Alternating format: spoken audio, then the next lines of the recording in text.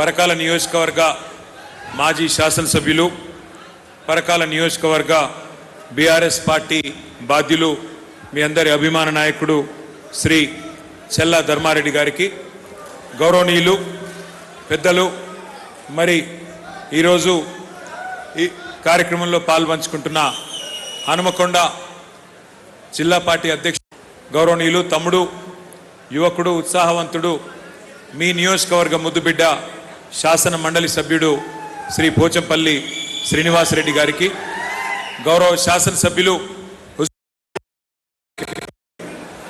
కిషన్ రావు గారికి వాసుదేవరెడ్డి గారికి ఇంకా వేదిక పైన ఉన్న మిగతా సోదరులకు చాలా చక్కగా మరి కార్యకర్తల మనోభావాలు తెలియజేసే విధంగా నాయకుల మనోభావాలు తెలియజేసే విధంగా అధికారంలో ఉన్నప్పుడు మనం ఏం విస్మరించాము ఇంకా ఏమి మనం మార్చుకోవాలి అని విలువైన సూచనలు ఇచ్చిన గౌరవ పెద్దలు శ్రీనివాసరెడ్డి గారు నిమ్మగడ్డ వెంకన్న గారు అట్లాగే మిగతా నాయకులు మాట్లాడిన నాయకులందరికీ మరి ఈరోజు ఈ కార్యక్రమంలో గత 3-4 గంటలుగా చాలా ఓపికగా అన్ని ప్రసంగాలు వింటూ అన్ని రకాలుగా కమిట్మెంట్తో మళ్ళీ తిరిగి గులాబీ జెండా పరకాలలో ఎగరాలి కేసీఆర్ గారు తిరిగి ముఖ్యమంత్రి కావాలి అనే పట్టుదలతో ఇక్కడ ఆశీనులైన మా అన్నదమ్ములకి మా అక్క చెల్లెళ్ళకి పేరు పేరున అందరికీ హృదయపూర్వకంగా చేతులెత్తి హృదయపూర్వకంగా నమస్కారాలు. పత్రికా మిత్రులకు ప్రత్యేక నమస్కారాలు. చాలా విలువైన మాటలు పెద్దలు శ్రీనివాసరెడ్డి గారు చెప్పారు. 25 ఏళ్ల కింద నేను పార్టీలో చేరినా, 25 ఏళ్ల నుంచి పార్టీలోనే ఉన్నా, ఎన్నడూ కూడా ఎత్తిన జెండా దించలేదు. మొదటి 14 ఏళ్ళు ఉద్యమం, తర్వాత 10 ఏళ్ళు అధికారం, ఆ తర్వాత గత 2.5 సంవత్సరాలు ప్రతిపక్షం. అన్నీ కూడా చూసినా రిక్రూట్మెంట్ అయితే బాగానే జరిగింది, కానీ రిఫైన్మెంట్ జరగలేదు, అందుకే రిటైన్మెంట్ లేదు అంటూ శ్రీనివాసరెడ్డి గారు చాలా వివరంగా చెప్పారు. అంటే వారు చెప్పిన దానిలో సారాంశం ఏంటంటే, బెల్లం చుట్టూ ఈగలు ముసిరినట్టు అధికారం ఉన్నప్పుడు చెరువు నిండినాక కప్పలు బాగా వచ్చినట్టు మస్తు మంది వచ్చిండ్రు, కానీ వచ్చినోళ్ళు మళ్ళీ అధికారం పొంగనే మాయమైనరు. అసలు చెత్త సరుకును మళ్ళీ దగ్గర తీయకుండా ఏం చెప్పిండు సీనన్న గంతే. ఆయన కాకపోతే సీనన్న ఇంగ్లీష్లో చెప్పిండు, నేను మీకు తెలుగులో చెప్తున్నా గంతే. ఒకటి మాత్రం వాస్తవం సీనన్న, కొన్ని సందర్భాల్లో ఏమవుతుంది అంటే నిజంగా కూడా వాస్తవానికి అధికారంలో ఉన్నప్పుడు కొన్ని విషయాలు అర్థం కావు. అధికారంలో ఉన్నప్పుడు మనకు వచ్చింది కూడా ఏదో ఆషామాషిగా ఒక ఎలక్షన్లో ఒక పార్టీ ఓడిపోయి ఇంకో పార్టీ గెలిచి మనం అధికారంలోకి రాలేదు. మనం 2014లో ఆ రోజు ఒక్కసారి గుర్తు చేసుకుంటే, అంతకంటే ముందు 14 ఏళ్ళు గుర్తు చేసుకుంటే, మనం ఏదో ఆటోమేటిక్గా ఎన్నికల్లో దొంగ మాటలు చెప్పి అడ్డగోలు హామీలు ఇచ్చి కార్డులు వంచి మనం అబద్ధాలు చెప్పి అధికారంలోకి వచ్చిన వాళ్ళం కాదు. కేసీఆర్ గారు 2001లో పార్టీ పెట్టినాడు. ఇవాళ చాలామంది చాలా మాట్లాడవచ్చు, ఇలా ఎవరు పడితే వాళ్ళు ఏది పడితే అది మాట్లాడవచ్చు. ఎందుకంటే ఒక సంఘటన గడిచిపోయిన తర్వాత వెనుకకు తిరిగి చూసుకునే అవసరం లేకుండా ఏది పడితే అది మాట్లాడచ్చు, నరం లేని నాలుకే కాబట్టి ఎటు పడితే అటు వల్లొచ్చు. వాస్తవం ఏంది, కేసీఆర్ పార్టీ పెట్టినాడు 2001లో. ఏంది ఆ రోజు పరిస్థితి? ఆ రోజు ఎవరికైనా నమ్మకం ఉండే నా తెలంగాణ వస్తుందని? 2001 ఏప్రిల్ 27. ఒక్కసారి యాద్ చేసుకోండి, ఒక్కసారి అర్థం చేసుకునే ప్రయత్నం చేయండి. ఇవ్వాలంటే ఇట్లా నిండుగా ఒక సైన్యం ఉంది ఇక్కడ మనకు పరకాల్లో. ఆ రోజు ఏంది మన పరిస్థితి? అప్పుడు ఒక సినిమా పాట ఉంటుండే, పాతకాలం పాట, గాలి వానలో వాన నీటిలో పడవ ప్రయాణం, గమ్యం ఎక్కడో తీరం ఎక్కడో తెలియదు పాపం. అంటే నిజంగా ఆ రోజు పార్టీ పెట్టిన నాడు రాష్ట్ర రాజకీయ పరిస్థితి, దేశ రాజకీయ పరిస్థితి ఒక్కసారి అవగాహన చేసుకుంటే, కేసీఆర్ గారి వయస్సు ఆ రోజు పార్టీ పెట్టినప్పుడు ఒక 47-48 ఏళ్ళు. అంటే ఒక రాజకీయ నాయకుడికి నిజంగా చెప్పాలంటే మధ్య వయస్సులోనే అప్పటిదాకా ఉన్న కష్టాలు కొంత తగ్గిపోయి ఒక పదవికి వచ్చి అప్పటికే ఒక డిప్యూటీ స్పీకర్గా మంత్రిగా పనిచేసి ఇక అంత బాగుంటే రిటైర్మెంట్ అయ్యేదాకా 70 ఏళ్ళ దాకా మంచిగా బ్రహ్మాండంగా ఎంజాయ్ చేసే వయస్సు అది. కానీ కేసీఆర్ గారు ఆ రోజుల్లో ఒక సాహసోపేతమైన నిర్ణయం తీసుకున్నారు. ఆయన పేరు ఆ రోజు కేసీఆర్ కాదు, ఆ రోజుల్లో ఆయన పేరు చంద్రశేఖర్ రావు గానే తెలుసు. అది కూడా అందరికీ తెలియదు, కొంతమందికే తెలుసు. మెదక్ జిల్లాలో ఎక్కువ తెలుసు, బయట పెద్దగా తెలియదు. ఎందుకంటే పార్టీ పెట్టినప్పుడు ఆయన ఏం సినిమా యాక్టర్ కాదు, విజయ్ గారు లాగా, ఎన్టీ రామారావు గారు లాగా. ఆయన ఏమి రాష్ట్రమంతా పాపులర్ నాయకుడు కాదు. పోనీ ఆయనకి ఏమన్నా కుల బలం ఉందా, ఖండబలం ఉందా, ధనబలం ఉందా, మీడియా బలం ఉందా, ఏమన్నా ఉందా అంటే ఏమీ లేదు. ఏమున్నదయ్యా అంటే తెలంగాణ నినాదంలో ఉండే ఒక నిజాయితీ, తెలంగాణ నినాదంలో ఉండే ఒక న్యాయం. కానీ ప్రజల్లో అనుమానాలు. ఎవ్వరన్నా సరే వాళ్ళకు పదవులు రాకపోతే వస్తారు, ఈ తెలంగాణ అంటారు, మళ్ళీ వాళ్ళకి పదవి రాగానే అవతల పడతారు, పట్టించుకోరు. ఈ రాజకీయ నాయకులందరికీ ఇసొంటోళ్ళే, వీళ్ళని నమ్మొద్దు అనేది ప్రజలలో ఉంది. ఎందుకంటే అనుభవం. 1968లో 370 మంది పిల్లలు చచ్చిపోయారు తెలంగాణ కోసం కొట్లాడి. 370 మందిని చంపింది కాంగ్రెస్ పార్టీ. ఇది ప్రజలకు తెలుసు. ఆ పోరాటం ఉధృతంగా జరిగింది, కానీ తెలంగాణ రాలే.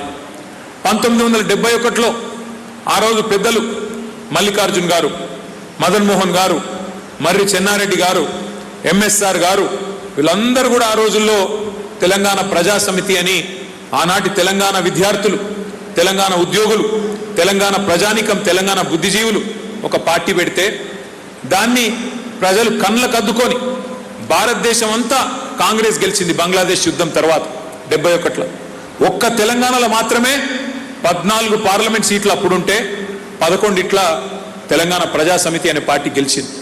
కానీ గెలిచినాక కూడా తెలంగాణ రాలే. 14 ఇట్లా 11 గెలిచినా ఇదే దుర్మార్గపు Congress party, Telangana politician Congress party. ఆ పార్టీ ఆ 11 మందిని ఎత్తుకపోయి కాంగ్రెస్లో విలీనం చేసుకున్నది. తెలంగాణకు మాత్రం నో అన్నది.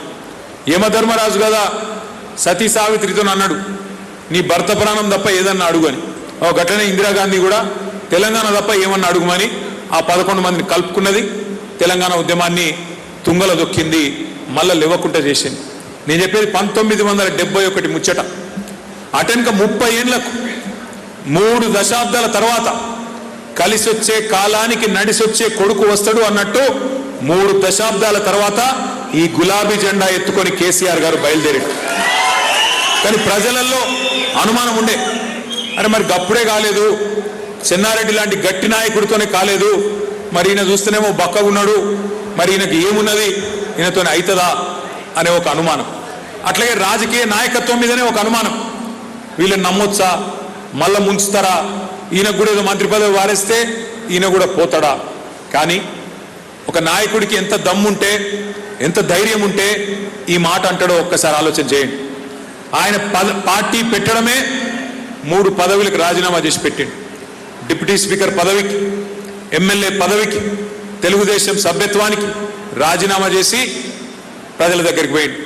పోయిన తర్వాత మొట్టమొదటి సభలోనే మే 17, 2001 కరీంనగర్లో సింహగర్జన్లో కేసీఆర్ గారు ఒక మాట అన్నారు, నేను మీకు హామీ ఇస్తున్నా, మీకు రాసిస్తున్నా, మాట ఇస్తున్నా, నేను గనక తెలంగాణ వచ్చేదాకా ఎత్తిన ఈ జెండా పక్కకు పెడితే నన్ను రాళ్లతోని కొట్టి చంపే అధికారం నీకు ఇస్తున్నా అని చెప్పిన ధీరోదాత్తుడైన నాయకుడు మన నాయకుడు కేసీఆర్.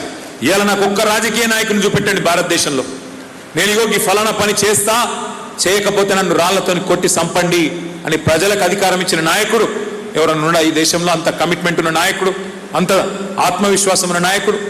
అదొక్కటే కాదు, నేను ఇవాళ నిరాహార దీక్షకు బయలుదేరుతున్నా, కేసీఆర్ సచ్చుడో తెలంగాణ వచ్చుడో ఏదో ఒకటి తేలాలే, కేసీఆర్ శివయాత్రన తెలంగాణ జైత్రయాత్రన అని చెప్పిన దమ్మున్న మొగాడు ఎవడన్నా ఉన్నాడో మొత్తం భారతదేశంలో నేను అడుగుతా ఉన్నా. అది మాత్రమే కాదు, నేను ఆంధ్రప్రదేశ్ నుంచి బయలుదేరిపోతున్నా, మళ్ళీ తిరిగి తెలంగాణ గడ్డ మీదనే కాలు పెడతా అని చెప్పిన ధీరోదాత్తమైన నాయకుడు మన నాయకుడు కేసీఆర్. ఇవాళ ఎవడు పడితే వాడు ఏది పడితే అది మాట్లాడొచ్చు. టైం బాగా లేనప్పుడు, అప్పుడప్పుడు వాళ్ళ టైం నడిచినప్పుడు వానపాములు కూడా 4 పాములు లెక్క బుసగొడతాయి. 3 ఫీట్లు ఉన్నోడు కూడా 30 ఫీట్ల తీస్మార్కాన్ లెక్క మాట్లాడతాడు. 3 ఫీట్లు అంటే ఎవడో తెలుసా మీకు? మాట్లాడతారు. టైం బాగాలేనప్పుడు ఏం చేద్దాం, అడ్డిమారి గుడ్డి దెబ్బల ముఖ్యమంత్రులు అయిన వాళ్ళు కూడా మాట్లాడతారు. కానీ నేను ఇవాళ చెప్తున్నా, పరకాలు రాసి పెట్టుకోండి, ఈ వానపాములు, ఈ బుడ్రకాన్లు రేపు ఆ ముఖ్యమంత్రి పదవిలోకి వెళ్ళి పక్కకు జరిగిన తర్వాత 2028లో ఆయన నడుచుకుంటూ పోతుంటే పక్కన కూర్చున్న కుక్క కూడా లేవదు. నేను ఇలా చెప్తున్నా, రాసి పెట్టుకో. ఎందుకంటే అభిమానం అనేది ప్రజల అనురాగం అనేది, ప్రజల మద్దతు అనేది, ప్రజల గౌరవం అనేది పదవులతో రాదు. నిజంగా ఒక్క మాట అడుగుతున్నా, నేను ఒక్కసారి ఆలోచన చేయండి. ఇవాళ ఎక్కడికి, ఏ ఊరికన్నావో, ఏ కొనుగోలు కేంద్రం కాడికన్నావో రైతు దగ్గర పోయి ఒక మైకు పెట్టు. మా పత్రికా మిత్రులను అడుగుతున్నాను, ఎక్కడికన్నా మీ ఇష్టం, ఊరు మీ ఇష్టం, కొడంగల్ పోతారా, పరకాలకు పోతారా, సిరిసిల్లకు పోతారా, మీ ఇష్టం, పోండి. రైతుల దగ్గర పోయి ఒక చిన్న మైకు పెట్టండి. ఏమనుకుంటురా ఈ ప్రభుత్వం గురించి అడగండి. అసలు అమ్మతోడు చెప్తున్న తెలుగు భాషలో గన్ని తిట్లుంటాయని నాకు కూడా తెలియదు. ఇంకోడు రేషం ఉన్నోడైతే ఆయన హుస్సేన్ సాగర్లో ఎప్పుడో దూకి చచ్చిపోతుండే. కానీ రేవంత్ రెడ్డి కాబట్టి సిగ్గు లజ్జ ఏం లేదు, అట్లా బతుకుతుండు బలాదు. ఇంత ఘోరమైన బతుక, ఏం బతుకు నాకు తెలియక అడుగుతా. ఎంత ఘోరం అంటే ఇవాళ మాట్లాడుతున్నాడు, అడ్డగోలు మాట్లాడుతున్నాడు. కానీ ఒకటి మాత్రం వాస్తవం, ఇవాళ మనందరికీ తెలుసు, రేవంత్ రెడ్డికి కూడా తెలుసు, కేసీఆర్ అనే 3 అక్షరాల పదమే లేకపోతే ఇవాళ తెలంగాణ రాష్ట్రమే లేదు. ఆ రాష్ట్రానికి ముఖ్యమంత్రి అనే పదవి లేదు, తెలంగాణ బీజేపీ లేదు, తెలంగాణ కాంగ్రెస్ లేదు, ఏది లేదు. ఎందుకంటే ఒక నాయకుడు పుట్టుకొచ్చి ఆ సమాజానికి విశ్వాసాన్ని నింపి, ఒక ధైర్యం కల్పించి, చీకట్లో ఒక దీపం పెట్టి నడుద్దాం, నా ప్రాణాలకు తెగించాయని నేను కొట్లాడుతా, మీరు నాతో నడువుండ్రి అంటే ఈ గులాబీ జెండానే తెలంగాణ తెచ్చింది. ఎవరన్నా కేసీఆర్ గారికి ఆ రోజు నడిపించిండు అంటే మీ పరకాల ముద్దు బిడ్డ మన పెద్దలు ప్రొఫెసర్ ఆచార్య కొత్తపల్లి జయశంకర్ గారు, వారి గట్టిగా చప్పట్లతో వారు ఎవరన్నా ధైర్యం చెప్పిండు కేసీఆర్ నిరుత్సాహపడ్డప్పుడంటే ఒక జయశంకర్ సార్. వాళ్ళు తప్ప ఎవరున్నారు మనతో నానాడు. ఇలా ఎవడు పడితే వాడే, ఎటు పడితే మాట్లాడు. ఎన్ని అడ్డగోలు అబద్ధాలు చెప్పిర్రండి మనకు వ్యతిరేకం. ఒక్కొక్కసారి యాద్ చేసుకోండి. ఒకడు అంటాడు కేసీఆర్ గారు ముఖ్యమంత్రిగా ఉంటే ఆయన ఉండే ఇల్లు ప్రగతి భవన్, అలా 150 బెడ్రూమ్లు ఉన్నాయి, బంగారు బాత్రూమ్లు ఉన్నాయి అని మాట్లాడారు. ఇవాళ ఎవడున్నాడల్లా, ఎవరున్నారు అందులో? ఇవాళ బట్టి ఉన్నాడు, బట్టి విక్రమార్క ఉప ముఖ్యమంత్రి. చూపెడతాడా మరి? 150 బెడ్రూమ్లు బంగారు బాత్రూమ్లు ఉండాలి కదా, ఉన్నాయా మరి? చూపెట్టమని కెమెరాలు తీసుకొని ఇప్పుడు వాళ్ళే ఉంటారు కదా అందులో, చూపెట్టమని. అంటే ఎంత లుచ్చా మాటలు, అంటే ఎంత థర్డ్ క్లాస్ మాటలు, ఎన్ని అబద్ధాలు చెప్పిండ్రంటే విషం నింపిండ్రు ప్రజల మనసుల్లో. 150 పడకల రాజమందిరం కట్టుకున్నాడు కేసీఆర్, మీకు ఇల్లు కట్టియలే. చేసినవన్నీ ఎక్కడికో పోయినాయి, చేయని మాత్రం భూతద్దంలో పెట్టి చూపెట్టి ఉన్నాయి లేనట్టు, లేని ఉన్నట్టు లుచ్చా మాటలు మాట్లాడి అబద్ధాలు చెప్పి విషం నింపి ప్రజల మనసుల్లో ఆ రోజు మనకు వ్యతిరేకత తెచ్చే ప్రయత్నం చేసింది. ఒక మాట నేను అడుగుతున్న మా తమ్ముళ్ళను, కేసీఆర్ గారి ప్రభుత్వం 10 ఏళ్లలో 9.5 ఏళ్లలో మధ్యలో 2 ఏళ్ళు కరోనానే వచ్చింది. ఆ 2 ఏళ్ళు తీసేస్తే మనం పరిపాలించింది 7.5 సంవత్సరాలు. అందులో కొత్త రాష్ట్రం, కొత్తగా ఏర్పడ్డ రాష్ట్రం. ఆ కొత్తగా ఏర్పడ్డ రాష్ట్రంలో మరి మనం జోనల్ వ్యవస్థ తెచ్చుకునే తందుకే కొంత సమయం పట్టింది. మన రాష్ట్రంలో మీకు ఒక విషయం చాలా మందికి తెలియదు, ముఖ్యంగా తెలంగాణ తమ్ముళ్లకు చెల్లెలకు తెలియదు. భారతదేశంలో ఎక్కడ లేదు, ఆ ఒక రాష్ట్రంలో ప్రభుత్వ ఉద్యోగాలలో, ప్రభుత్వ కొలువులలో 95% స్థానిక పిల్లలకే ఇయ్యాలని చెప్పి ఆ ఆర్డర్ తెచ్చి ప్రెసిడెంట్తో సంతకం పెట్టించిన ఒకే ఒక్క నాయకుడు మన నాయకుడు కేసీఆర్ గారు. ఆ ఆర్డర్ తెచ్చినందుకు, కేంద్ర ప్రభుత్వాన్ని ఒప్పించినందుకే, 95% రిజర్వేషన్ తెచ్చినందుకే దగ్గర 2 ఏళ్ళు పట్టింది. కరోనాతో 2 ఏళ్ళు పోయింది. 2 ఏళ్ళు ఈ స్థానిక రిజర్వేషన్లు తెచ్చినందుకు, ఆర్డర్ తెచ్చినందుకు పట్టింది. అయినా 1,60,000 ఉద్యోగ నియామకాలు కేసీఆర్ గారి ప్రభుత్వం చేసింది. 1,62,000. 2,32,000 ఉద్యోగాలకు మనం నోటిఫికేషన్లు ఇచ్చినాం. 1,60,000 నింపినాం. మిగతా ఈ అడ్డమైన కాంగ్రెస్ వాళ్ళే కోట్లలో పోయి ఆపింది. కానీ ఏమన్నారు? కేసీఆర్ ఉద్యోగాలు ఇయ్యలే, ఏదో ఇస్తానడు, ఏం చేయలే. మీరు కేసీఆర్ ఉద్యోగం, కేటీఆర్ ఉద్యోగం 2 ఉద్యోగాలు ఉడగొట్టుండ్రి. ఈ 2 ఉడగొడితే మీకు మొదటి సంవత్సరంలోనే 2 లక్షల ఉద్యోగాలు ఇస్తాం అని కాంగ్రెస్ నాయకులు రాహుల్ గాంధీ గారు, రేవంత్ రెడ్డి ఆ రోజు అశోక్ నగర్ చౌరస్తాలో కూర్చొని చిలక పలుకులు వలికింది. ఇవాళ నేను అడుగుతున్నా మా తెలంగాణ తమ్ములను, తెలంగాణ చెల్లెలను, ఒక్కసారి విశ్లేషించండి. సరే, అప్పుడంటే మీరు తప్పుడు మాటలు విన్నారు, తప్పుడు మాటలు విని నిజమేమో అని ఒక భ్రమపడ్డరు. కానీ ఇవాళ స్థిమితంగా కూర్చోండి, విశ్లేషించండి. నేను మా సోదరులను కూడా అడుగుతా ఉన్నా, మనం కూడా ఒక తప్పు చేసినాం. ఇంతకుముందు మాట్లాడిన నాయకులు చెప్పింది, 10 ఏళ్ళు వెంకన్న చెప్పిండు, నిమ్మగడ్డ వెంకన్న 10 ఏళ్ళు ప్రభుత్వాన్ని నడిపినాం. 9.5 ఏళ్ళు ప్రభుత్వాన్ని నడిపినాం. మనం ఏమనుకున్నాం? కొత్తగా వచ్చిన రాష్ట్రం, ఈ రాష్ట్రాన్ని బ్రహ్మాండంగా ప్రజల కలలకు అనుగుణంగా నీళ్లు తీసుకురావాలి, ఒక్కొక్క నీటి బొట్టును వడిసిపట్టి బీడు భూములకు మలపాలే, ఇంటింటికి నల్లాబెట్టి నీళ్ళు ఇవ్వాలి, తెలంగాణలో సంపద పెంచాలే, పేదలకు పంచాలే అనుకొని ఒక తపస్సులాగా పనిచేసినాం. చూడలే మనం కాంగ్రెస్ ఓడా, బీఆర్ఎస్ ఓడా, బీజేపీ ఓడా, ఇంకోడా, ఇవేం చూడలే. పథకాలు వచ్చినప్పుడు రైతు బంధు అందరికి ఇచ్చినాం, నల్లా పెడితే ఇంటింటికి పెట్టినాం, చెరువులు బాగా చేస్తే మనకు మండలాల్లో మెజారిటీ వచ్చినా రాకపోయినా అన్ని మండలాల్లో ఒకటే తిరిగి పనిచేసినాం.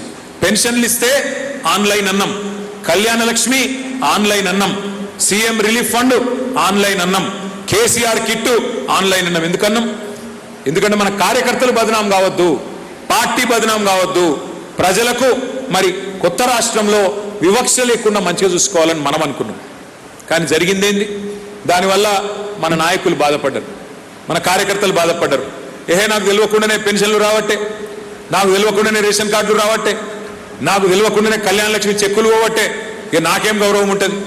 నన్ను అడిగేటోడు ఊళ్ళే ఓట్లు వేయించేటప్పుడు నేను ఉండాలి, కానీ అంతా కూడా మరి వాళ్ళకి ఆటోమేటిక్గా పోవట్టే, ఇక నన్నేవాడు దిగుతారన్న కాడికి పోయింది కథ. జరిగింది వాస్తవం, ఇది నాకు తెలుసు. అందుకే నేను మీకు మాటిస్తా ఉన్నా, ఎస్ 10 ఏళ్ళు అధికారంలో ఉన్నప్పటికీ బాధ్యతగా ఒక కొత్త రాష్ట్రం, ఇది మనం కష్టపడి తెచ్చిన రాష్ట్రం, మన పిల్లలు ప్రాణాలు బలిపెట్టి తెచ్చిన రాష్ట్రం, మన నాయకుడు ప్రాణాన్ని ఫణంగా పెట్టి తెచ్చిన రాష్ట్రం. కాబట్టి భద్రంగా పునాది మంచిగా వేయాలి, కొత్త ఇంటికి, కొత్త సంసారానికి అని చెప్పి భద్రంగా నడిపే ప్రయత్నం చేసినాం, రాష్ట్రం కోసం పనిచేసినాం. ఇప్పుడే ధర్మారెడ్డి గారు అన్నారు కాకతీయ మెగా టెక్స్టైల్ పార్క్. ఎవరు చెప్పిండ్రు? కేసీఆర్ గారికి ఎవరన్నా వచ్చి దరఖాస్తు ఇచ్చిండ్రా వరంగల్లో? అయ్యా మాకు టెక్స్టైల్ పార్క్ కావాలని. కేసీఆర్ గారు మనసు నిండా ఉన్నది. ఒకనాడు వరంగల్ జిల్లాలో ఆజంజాహీ మిల్లుండే, ఆజంజాహీ మిల్లున్నప్పుడు 1000 మందికి ఉపాధి దొరికేది. కానీ ఇదే వరంగల్ జిల్లా నుంచి ఇక్కడుండే మా పద్మశాలి బిడ్డలు, మా నేతన్నలు ఇవాళ సమైక్య ఆంధ్రప్రదేశ్ ఏర్పడ్డ తర్వాత ఆజంజాహీ మిల్లు మూతపడ్డది. వాళ్ళందరూ కొడకండ్ల నుంచి, పాలకుర్తి నుంచి, పరకాల నుంచి వలసపోయి సూరత్కు, గుజరాత్కు, ఇంకో కాడికి వలసపోయి బతికిన పరిస్థితి. ఇది కేసీఆర్ గారికి తెలుసు, ఆయన మనసు నిండా ఉన్నది. అరే అద్భుతమైన తెల్ల బంగారం పత్తి పండించే రైతులు మా నల్లరేగడి నీళ్ళల్లో మా వరంగల్ జిల్లాలో ఉన్నారు.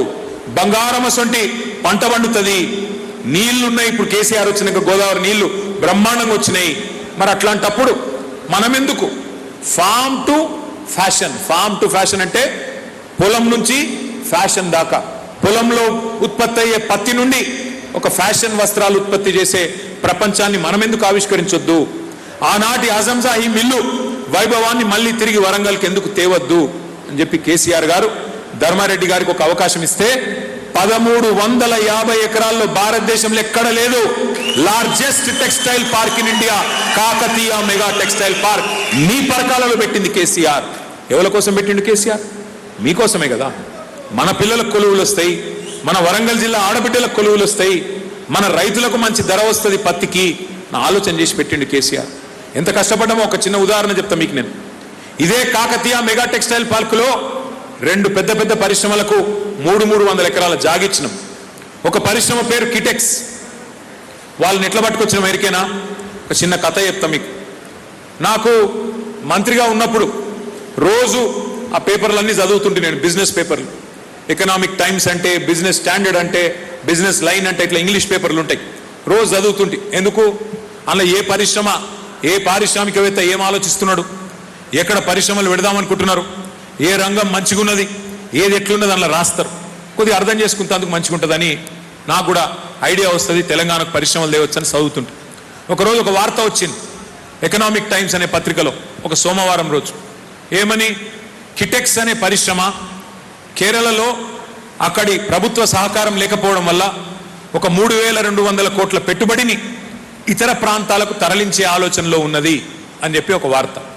ఆ వార్త చూడంగానే నా ఫోన్ తీసి నేను ఒక ఫోటో కొట్టిన. ఫోటో కొట్టి నేను మా సెక్రటరీ ఉంటాడు, ఇండస్ట్రీ సెక్రటరీ, ఆయనకు వాట్సాప్లో మెసేజ్ పెట్టిన. అయ్యా ఈయన ఎవరో పట్టుకో, ఆయనకు ఒక మెసేజ్ పెట్టు, నేను మాట్లాడాలనుకుంటున్నా, పరిశ్రమల మంత్రి మాట్లాడాలనుకుంటుండు, జర మాట్లాడిపి అని పెట్టినా. ఆయన ఏం చేసిండు, ఆ పరిశ్రమ యజమాని ఎండి గారు ఆ ఎండి గారి నెంబర్ తీసుకొని నెంబర్ నాకు పంపించిండు. నేనేం చేసిన, సరే ఆ ఎండి గారికి ఒక వాట్సాప్ మెసేజ్ పెట్టిన. ఇది కరోనా సమయంలో నేను చెప్పేది, 2020 కరోనా మధ్యలో ఉన్నాం అప్పుడు. ఆ ఎండి గారికి నేను మెసేజ్ పెట్టిన. ఆయన ఎండి గారి పేరు సాబు జేకబ్. అయ్యో మిస్టర్ సాబు జేకబ్, నా పేరు కేటీ రామారావు, నేను పరిశ్రమల మంత్రిని తెలంగాణకు, నేను మీతో మాట్లాడేది ఉన్నది, జర మీరు వెసులుబాటు కలిగినప్పుడు నాకు ఫోన్ చేయండి అని మెసేజ్ పెట్టిన. నేను చూస్తా ఉన్నా, ఇక్కడ ఆ బ్లూ టిక్కులు కనబడ్డాయి, చూసిండు కానీ ఫోన్ చేస్తలేడు. ఇది ఎక్కడ కతరాబాయి, ఇక మీద గమ్మతే ఉన్నది, ఓ మంత్రిని గీ మాత్రం దేక్తలేడినా, ఇది ఎక్కడ బాధ అని నేను మళ్ళీ మా సెక్రటరీకి తెల్లారి ఫోన్ చేసిన. నువ్వు ఇచ్చింది కరెక్ట్ నెంబరేనా, ఆయనతో వెళ్దాను వేరే నెంబర్ ఇచ్చినావా, ఇవ్వ మరి వాళ్ళకి మెసేజ్ అయితే పెట్టినా, నేను అవతలికి వెళ్ళి కుయ్యలేదు కయ్యలేదు, ఇది ఎక్కడ కథ అని నేను అంటే ఆయన మళ్ళీ ఆయనకు ఫోన్ చేసిండు. అప్పుడు ఆయన నాకు ఫోన్ చేసిండు, ఏమని, అయ్యో సార్ సారీ, నేను మంత్రి నాకెందుకు మెసేజ్ పెడతాడు అనుకొని, నేను ఎవడో ఉత్తైన పోరగాడు ఎవడో నన్ను సతాయిస్తానికి పెట్టిండేమో అనుకొని, నేను ఉత్తైన ఎవడో ప్రాంక్ చేసిండేమో అనుకొని నేను చేయలేదు సార్, ఏమనుకోకు అన్నాడు. సరే పర్వాలేదు, ఇది తెల్లారి నేను సోమవారం అది పెట్టినా, నేను మాట్లాడేది మంగళవారం వచ్చేట. సో అడిగిన మరి మేము ఇట్లా కాకతీయ మెగా టెక్స్టైల్ పార్క్ అని మా వరంగల్లో పెద్ద టెక్స్టైల్ పార్క్ పెడుతున్నాం, భారతదేశంలో ఎక్కడ లేదు, మరి మీరు వస్తే బాగుంటుంది, ఒకసారి చూస్తే బాగుంటుంది, రాగలుగుతారా అన్న. అప్పుడు కరోనా సమయం.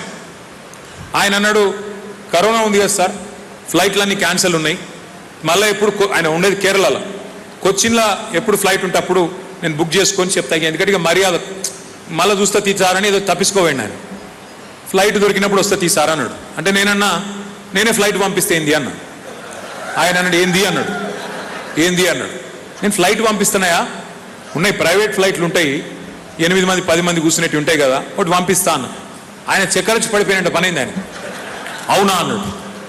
మరి పంపిస్తానే ఏముంది, ఒక 4 లక్షలు 5 లక్షలు అవుతుంది, పంపిస్తా అన్న. ఆయన అన్నాడు, మరి ఇక్కడ నేను కేరళలో ప్రెస్ వాళ్ళకి చెప్పాలనా అన్నాడు, పత్రికలకి చెప్పాలనా అన్నాడు. అంటే నేనేమన్నాడు, చెప్పు, కానీ ఎప్పుడు చెప్పాలంటే నువ్వు విమానం ఎక్కే ముందు చెప్పు, ముందే చెప్పినావు అనుకో మొత్తం ఆ ముఖ్యమంత్రి మంత్రులందరూ వచ్చి నీ ఇంట్లో కూర్చుంటారు, కాబట్టి విమానం ఎక్కే ముందు ఆయన ప్రెస్ వాళ్ళని పిలుచుకొని చెప్పి దాని మన ఎక్కి వచ్చాయని చెప్పిన. ఆయన కరెక్ట్గా, ఇది మంగళవారం మా ఇద్దరి మధ్యన చర్చ, గురువారం ఫ్లైట్ పంపించిన.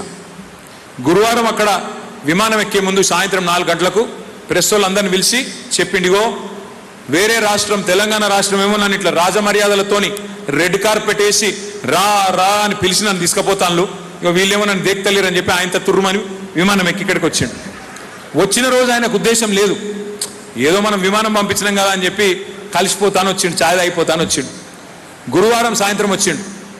మన ప్రగతి భవన్ ఎదురుగా ఐటీసీ కాకతీయ అని హోటల్ ఉంటుంది, కానీ ఆయన తీసుకుపోయినాం, సకల మర్యాదలు చేసినాం, చేసి మంచిగా కూర్చోబెట్టి మొత్తం ప్రజెంటేషన్ ఇచ్చినాం. ఇగో ఇది మా రాష్ట్రము, మా కథ, ఇగో గిన్ని నీకు ప్రోత్సాహకాలు ఇస్తాం, నువ్వు పరిశ్రమ పెడితే గిట్లుంటుంది గట్లుంటుంది అని చెప్పి ఇక కొద్దిగా మంచిగా చూపెట్టినాం ఆయనకు సినిమా.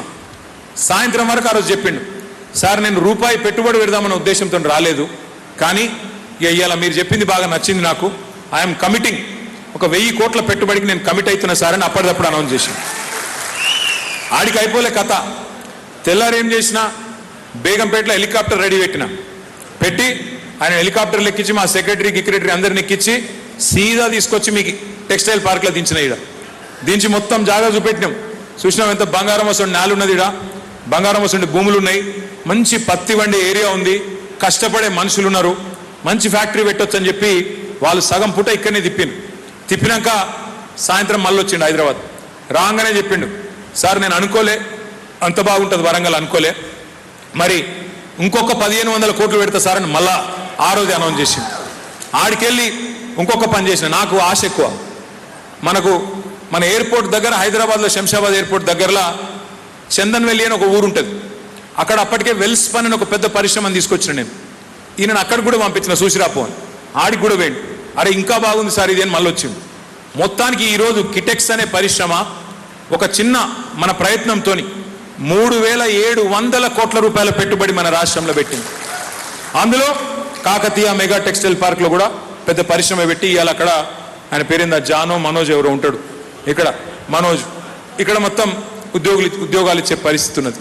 ఎందుకు చెప్తున్నా అంటే మనం ఒక్కొక్క కార్యక్రమం అట్లా చేసినాం. పని సొంత ఇల్లు కట్టుకుంటే, సొంత పని చేసుకుంటే, సొంత వ్యాపారం చేసుకుంటే ఎంత ప్రేమతో చేస్తామో గట్ల పని చేసినాం. యంగ్ వన్ అని ఇంకో పరిశ్రమ, కొరియా పరిశ్రమ, అది ఇక్కడిది కాదు. వాళ్ళు ప్రపంచ ప్రఖ్యాతి కలిగిన ఉత్పత్తులన్నీ తయారు చేస్తారు. వాళ్ళను గుజరాత్ పోయి పట్టుకున్నా నేను. గుజరాత్లో ఇండియా టెక్స్టైల్ సమిట్ అని జరుగుతుంది. స్మృతి ఇరానీ గారు అప్పుడు టెక్స్టైల్ మంత్రి. ఆడికి పోయి వాళ్ళని పట్టుకొని వాళ్ళను మళ్ళా బుదిరకిచ్చి బుజ్జగించి హైదరాబాద్ పట్టుకొచ్చి కొరియన్ ఆయనను వాళ్ళను 2 ఏళ్ళు వాళ్ళెంబడ వాళ్ళని లవాడి ఆఖరికి వాళ్ళను కూడా ఒప్పించి 300 ఎకరాలు ఇచ్చి వాళ్ళతో కూడా పరిశ్రమ పెట్టించిన. అంటే గట్ల పనిచేసినాం మనం.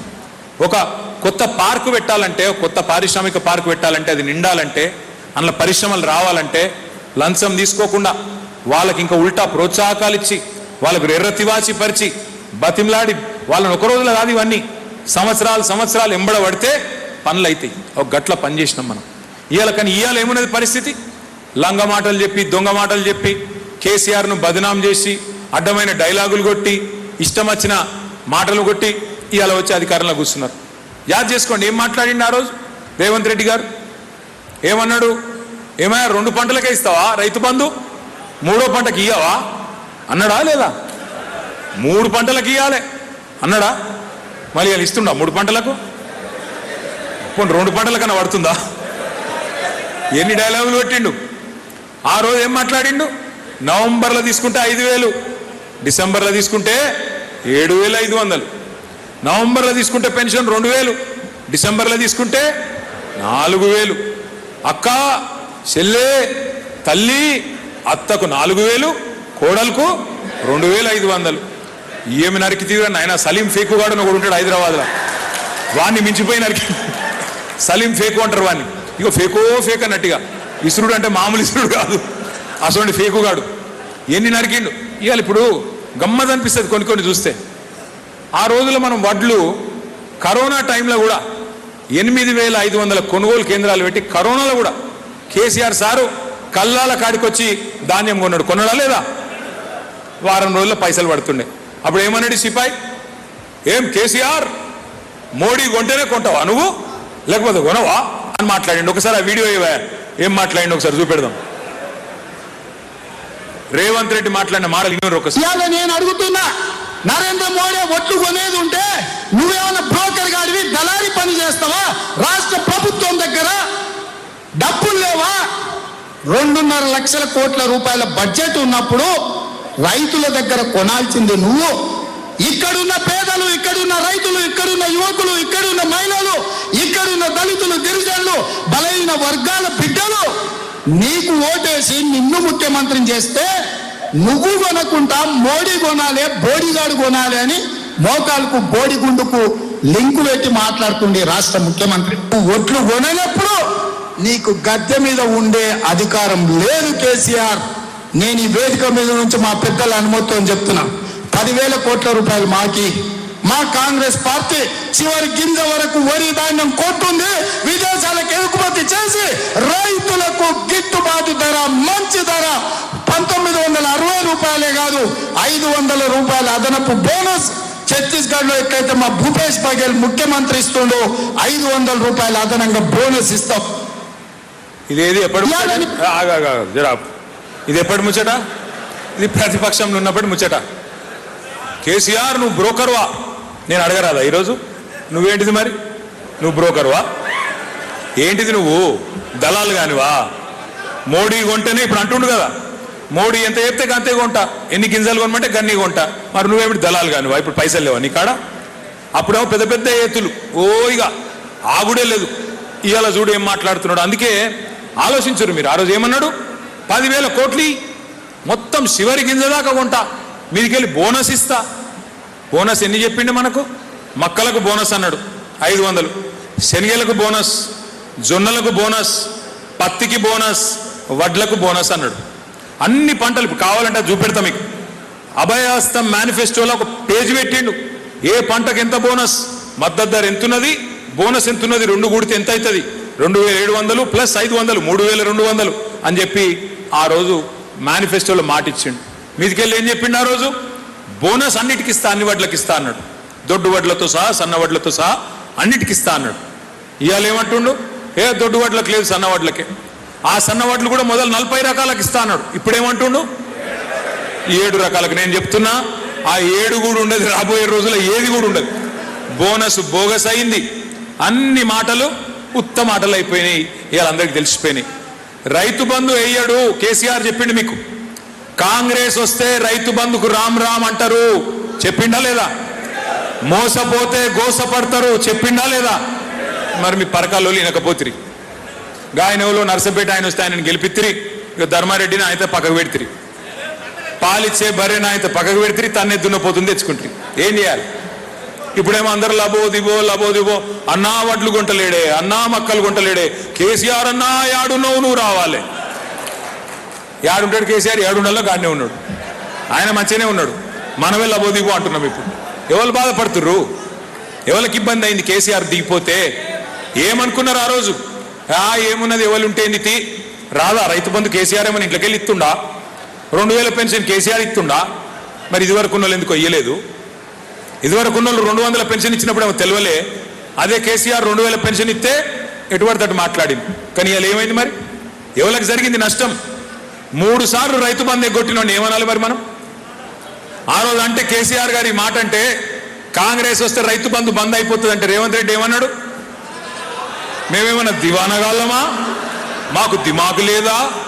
మరి వాళ్ళు ఏమనాలి? 3 సార్లు రైతు బంధు ఎగ్గొట్టినోడిని ఏమనాలి? మళ్ళీ ఏమనంటే ఇదో బాధ, తిట్టిండు వీనికి అహంకారం ఎక్కువ. అరే నువ్వు అన్నది నేను అంటున్నారా భయ్, నేనేం కొత్తగా అంటలేను, నువ్వు చెప్పిందే నేను అంటున్నా. దివానా గానివా అన్నావు, నేను అడుగుతున్నా మరి దివానా గానివా? దిమాగ్ లేదా అన్నావు, నేను అడుగుతున్నా దిమాగ్ లేదా? ఎందుకేస్తలేవు మరి రైతు బంధు? ఇప్పుడు రేవంత్ రెడ్డి గారికి రైతు బంధు వేసేందుకు పైసలు లేవు. ఆడపిల్లలకు 2500 వేస్తా అన్నాడు, దానికి పైసలు లేవు. పెన్షన్లు డబల్ చేసేందుకు పైసలు లేవు. బోనస్ ఇచ్చేందుకు పైసలు లేవు. పంటలు కొనేందుకు పైసలు లేవు. స్కూటీ ఇచ్చేందుకు పైసలు లేవు.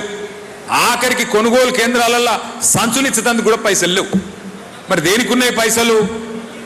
ఢిల్లీకి సంచులలో పంపేందుకు మాత్రం పైసలు ఉన్నాయి.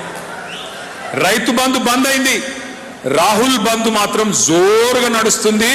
రాహుల్ గాంధీ ఖాతాలో టింగు టింగు టింగు టింగు అనుకుంటా పైసలు మాత్రం గంట కొట్టినట్టు కొడుతున్నాయి అక్కడ. ఇది వాస్తవం. ఇవాళ దోపిడీ మామూలు దోపిడీ జరుగుతలేదు ఇవాళ ఈ రాష్ట్రంలో. ఒక మాటలో చెప్పాలంటే ప్రభుత్వం లేదు, ఒక మాఫియా రాజ్యం నడుస్తున్నది. ఒక్క మాట మీరు దయచేసి ఆలోచన చేయండి, అందరూ మనసు పెట్టి ఆలోచన చేయండి. వెనకటికేవాడో ముఖం బాగా లేకపోతే అద్దం బాగా కొట్టిండట, వాని ముఖం బాగలేదు, అరే నీ ముఖం ఎందుకు ఇట్లుందంటే కోపం వచ్చి అద్దం బాగా కొట్టిండట వాడు. ఇప్పుడు రేవంత్ రెడ్డి కథ కూడా గట్లనే ఉన్నది. అరే నీకు పరిపాలన శాతం అయితే లేదు, అన్ని 100 రోజులలో ఇస్తా అంటివి కదరా వారి, నువ్వే నరికితివి కదా. 3 నెలలు ఇస్తా, 100 రోజులు ఇస్తా, 6 గ్యారంటీలు, 13 డిక్లరేషన్లు, 420 హామీలు, ఏమాయిరా నాయన అంటే మొన్న చెప్తున్నాడు సిల్కపల్కులు. ఇగో ఎంత కండలు తిరిగిన పహల్వానైనా 3 నెలల పిల్లలు పుట్టిస్తాడా? మనకు తెలియదా? మనకు పెళ్లిళ్ళు కాలేదు, పిల్లలు పుట్టలేదా? మనకు తెలియదా 3 నెలల పిల్లలు పుట్టరని? నేను అడుగుతున్నా రేవంత్ రెడ్డి సాబ్, సరే 3 నెలల పిల్లలు పుట్టారు, ఓకే రైట్, మరి 30 నెలలు పుట్టకపోతే నిన్నేమనాలరా నాయన?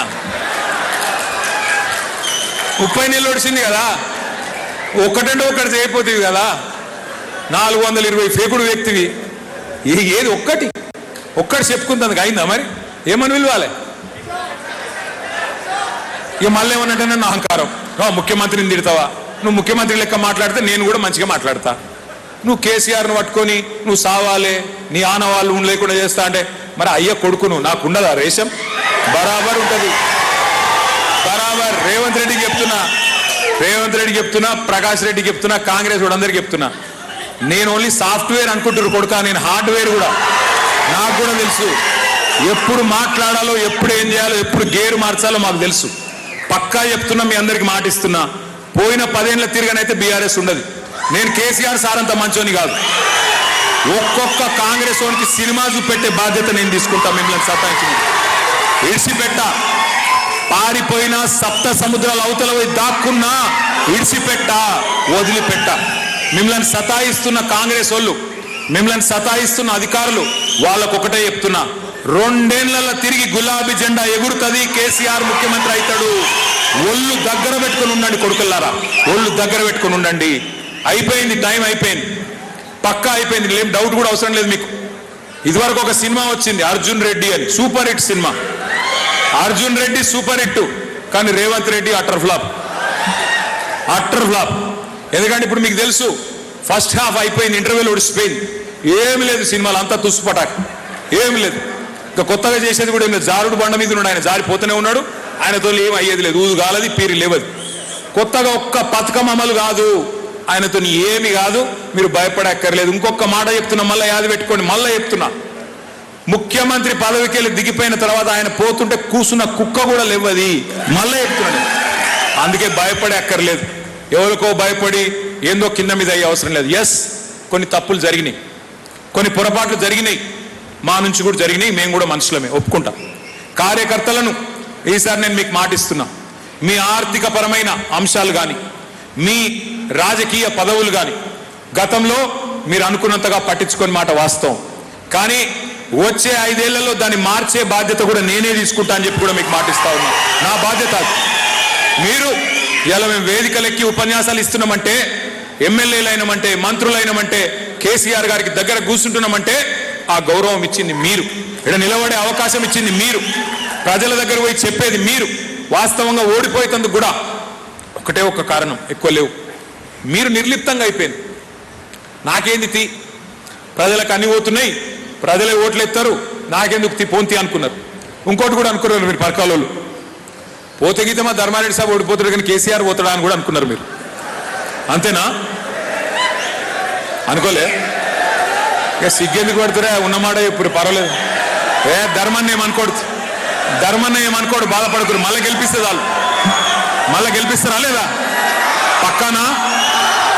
ఒక్కటే మాట, జరిగినాయి తప్పులు, మా వైపు నుంచి జరిగినాయి తప్పులు, మీ వైపు నుంచి జరిగినాయి, అందరి వైపు నుంచి జరిగినాయి. ఇప్పుడు ఇక తప్పులు చేయకుండా చూసుకుందాం. దానికి 2 ఉపాయాలు ఉన్నాయి. ఇప్పుడు మనకు రెండు పనులు ఉన్నాయి మనం చేసేది. ఒకటి, సభ్యత్వ నమోదు కార్యక్రమం చేసేది ఉన్నది. ఇప్పుడు వెంటనే సభ్యత్వ నమోదు కార్యక్రమం ప్రారంభించుకునేది ఉన్నది. మరి సభ్యత్వ నమోదు అంటే ఇదివరకు మనం ఏం చేస్తుంటే పుస్తకాలు ఇస్తుంటే, ఇక ఆ పుస్తకాలు ఏం చేద్దరు మీరు నాకు ఎరికే. ఇలా మీకు కొన్ని పుస్తకాలు ఏమన్నా ఇచ్చిరా లేదా? చూపెట్టరు జర ఒకసారి, అందరు చూపెట్టరా? వచ్చినావు తీసుకున్న వాళ్ళు అందరు చూపెట్టు. వచ్చినాయా? ఒక పని చేయండి, ఇంటికి పోగానే ఇట్లా ఇసిరేయండి పుస్తకం, తెరిచి చూడకూరి. మళ్ళా ఇంటికి బండి మీద పోయినామా ఇట్లా ఇసిరేసి మళ్ళీ తువాలు వేసుకొని అవతల పడ్డా మాకు, అంతే. మీరు చదవరు నాకు ఎరికే, లేదా దండం పెడతా చదువురి, అందులో చాలా ముఖ్యమైన సమాచారం ఉన్నది. పొరపాట్లు కూడా అట్లా వాడేయకూరు, కష్టపడి నీకోసం తయారు చేసినాయి. 2 పనులు. సభ్యత్వ నమోదు కార్యక్రమం ఎట్లుండే అంటే, ఇది వరకు ఓ పుస్తకం ఇచ్చేది. ధర్మారెడ్డి సభ ఏం చేస్తుండే, పరకాల మండల అధ్యక్షుడు అనగానే ఆ అధ్యక్షునికి ఫోన్ చేస్తాడు, ఆడో జెడ్పీటీసీ ఉంటాడు, జెడ్పీటీసీకి ఫోన్ చేస్తాడు, ఎంపీపీ, మార్కెట్ కమిటీ చైర్మన్, ఒక 5-6 ఉంటారు ఇట్లా ముఖ్యమైన నాయకులు. వాళ్ళని ధర్మారెడ్డి గారు పిలుచుకుంటాడు. పిలుచుకొని, తమ్మి ఇక పార్టీ నుంచి పుస్తకాలు వచ్చినాయిరా, ఇక మీరు ఊరూరికి తీసుకుపోయి మీరు చేయండి అంటాడు. ఆ జెడ్పీటీసీ ఏం చేస్తాడు, ఆయన 4 పిలుచుకుంటాడు, ఎంపీపీ ఒక 4 పిలుచుకుంటాడు, మార్కెట్ చైర్మన్ ఒక 4 పిలుచుకుంటాడు. కింది దాకా మీటింగ్లు పెట్టి అందరిని మంచిగా ధర్మారెడ్డి గారు డైరెక్ట్గా మందలించే పరిస్థితి ఉండదు, ఎందుకంటే టైం లేదు ఆ రోజుల్లో. కానీ ఇప్పుడు నేను ధర్మారెడ్డి గారికి మీకు విజ్ఞప్తి చేసేది ఏంటంటే, ఈసారి అట్లా లేదు. ఈసారి మెంబర్షిప్ ఏంది అంటే, ఈసారి ప్రక్రియ మొత్తం ఆన్లైన్, డిజిటల్ యాప్ ఉంటుంది. యాప్ మీ ఫోన్లోనే యాప్ ఉంటుంది. బూత్కి ఒక పిల్లగానికి 2 పిల్లగాళ్ళకి ట్రైనింగ్ ఇస్తాం మొదలు. ఆ యాప్ కూడా ఎట్లుంటుంది అంటే, ఉదాహరణకు చెప్తున్నా, మీ నియోజకవర్గంలో 232 పోలింగ్ బూతులు ఉన్నాయి. ఏ బూత్ వాళ్ళ ఓట్లు ఆ బూత్ వాళ్ళకి కనబడతాయి, అంతే, వేరే వాళ్ళకి కనబడాయి. ఇప్పుడు బూత్ నంబర్ 42 అనుకో, 42వ బూత్. ఆ 42వ బూత్లో ఉండే ఓట్లు మాత్రమే ఆ బూత్లో మరి ఎవరైతే మన మెంబర్షిప్ చేస్తుండ్రో వాళ్ళకు ఆ బూత్లో ఉండే 1000 ఓట్లు మాత్రమే కనబడతాయి. ఆ 1000 ఓట్లలోనే మీరు మెంబర్షిప్ చేయాలి. మీకు 43 కనబడది, 41 కనబడది, మీ మందం మీకు మాత్రమే కనబడుతుంది. ఒక ఊర్లో 4 బూతులు ఉంటే, ఆయన చూసుకోజరా, ఒక ఊర్లో 4 బూతులు ఉంటే ఆ 4 బూత్లలో కూడా ఎవరి ఓట్లు వాళ్ళకే కనబడతాయి. ఇక్కడ మీకు ఒక ముఖ్యమైన విషయం ఏం చెప్పాలంటే, అన్న జర కూర్చో, నీకు దండం పెడతా, కూర్చో అన్న, కూర్చో. అయితే ఈ 4 ఒక్క మాట ఇన్ని జర మనసు పెట్టింది, ఏం లేదు మనోడే. అయితే ఇక్కడ ఒక మాట జాగ్రత్తగా వినండి, మీకు చాలా శ్రమ తప్పించిన మిన్లా. ఉదాహరణకు మీరు ఒక ఆయన ధర్మారెడ్డి అని ఉన్నాడు ఒక బూత్లో, ఆ ధర్మారెడ్డి గారి మెంబర్షిప్ చేయాలి. మీరు మెంబర్షిప్ చేయాలంటే మీరు ఎంత పెద్ద శ్రమ పడే అవసరం లేదు. ఆ బూత్లో ఉండే ఎవరైతే బూత్ లెవెల్ ఏజెంట్ మన నాయకుడు ఉంటాడో, మన కార్యకర్త ఉంటాడో, ధర్మారెడ్డి అని కొడితే ఆ ఊర్లో ఉండే ధర్మారెడ్డిల పేర్లు అన్నీ వస్తాయి. లేదు ఆయన ఓటర్ ఐడి నెంబర్ తెలుసు అనుకో, ఆ ఓటర్ ఐడి నెంబర్ కొడితే చాలు, వెంటనే ఒక బటన్ ఒత్తితే ఇందులో ఉన్నదంతా, ఓటర్ లిస్ట్లో ఉన్నదంతా మన యాప్లోకి ఎక్కుతుంది. ఆ మెంబరు మొత్తం ఇళ్ళకి ఎక్కుతుంది. ఇక మీరు మొత్తం టైప్ చేసే అవసరం లేదు. తండ్రి పేరు, అడ్రస్సు అదంతా ఎక్కించే అవసరం లేదు. ఏం చేయాలి మరి మీరు తర్వాత? 2 పనులు చేయాలి. ఒకటి, ఆయన ఫోన్ నంబర్ ఎక్కియాలి. ఫోన్ నంబర్ అలా టైప్ చేయాలి. ఫోన్ నంబర్ ఇచ్చినాక ఆ ఫోన్ నంబర్కు ఓటీపీ అవుతుంది. ఓటీపీ అంటే ఎరికే కదా, ఏంటిది? వన్ టైం పాస్వర్డ్ అవుతుంది. ఎందుకు? తప్పుడు నెంబర్లు ఉండద్దు, కరెక్ట్ నెంబర్లు ఉండాలని ఓటీపీ అవుతుంది. ఆ ఓటీపీ కొట్టాలి. కొట్టంగానే ఫోన్ నెంబర్ ఎక్కుతుంది. తర్వాత ఒక ఫోటో కొట్టాలి. అదే యాప్లో ఫోటో, ఆయన అక్కడనే ఫోటో కొట్టాలి. ఫోటో కొడితే ఫోటో కూడా అప్లోడ్ అవుతుంది. ఎందుకు ఫోటో? మీకు కార్డు ఇచ్చేందుకు. ఆ కార్డు ఇస్తే రేపు మనం అధికారంలోకి వచ్చినాక మీరు ఏ ఆఫీస్కో ఇట్లా కార్డు చూపెడితే, ఇగో మావోడు గులాబీ సైనికుడు కేసీఆర్ మనిషి వచ్చిండు అని గౌరవం ఇవ్వడానికి ఆ కార్డు కూడా పెడుతున్నాం. తర్వాత ఒక డేంజర్ ముచ్చట కూడా పెట్టినాం. ఇలా ఏం పెట్టినామంటే, ఇదివరకు మీకు ఏం అలవాటు అంటే, ఆ అధ్యక్షుడు చెప్తాడు, మండల అధ్యక్షుడు చెప్పగానే మీరేం చేస్తారు? ఒక ఇంట్లో కూర్చొని అందరు కలిసి, అరే వాడు వెంకటయ్య మనోడేనా, రాయ్ పేరు రాయ్. శ్రీనివాసరెడ్డి గారు మనోడేనా, రాయ్. వాళ్ళ తమ్ముడు ఉన్నాడు చూడు సురేష్, వాడు మనోడేనా, రాయ్ అని చెప్పి ఎక్కడో అక్కడ అర్రల్లో కూర్చొని రాస్తారు. మాకెరికే, మేము కూడా చేసాం ఆ పని. ఇప్పుడు అట్లా లేదు. ఇప్పుడు యాప్లో బటన్ ఒత్తాలి. ఏం బటను? నువ్వు శ్రీనివాసరెడ్డి ఇంటి ముంగడ పోయి ఫోటో తీసినావా లేకపోతే నీ ఇంట్లో కూర్చొని తీసినావా అనేది తెలిసిపోతుంది. అందులో అది కొట్టే వరకు అది జీపీఎస్ ఉంటుంది. అందులో జీపీఎస్ అంటే ఏంది? నువ్వు యాడున్నావో తెలుస్తుంది. నువ్వు పరకాళ్ళు ఉన్నావా, దామెరలు ఉన్నావా, వరికోళ్ళు ఉన్నావా, యాడున్నావో దొరుకుతావు. ఆ వరికోళ్ళలో కూడా ఏడున్నావు, నీ ఇంట్లో ఉన్నావా, అవతల ఇంటికి అడవి చేసినావు, అది కూడా దొరుకుతుంది. కాబట్టి తప్పించుకునే సౌలత్ లేదు.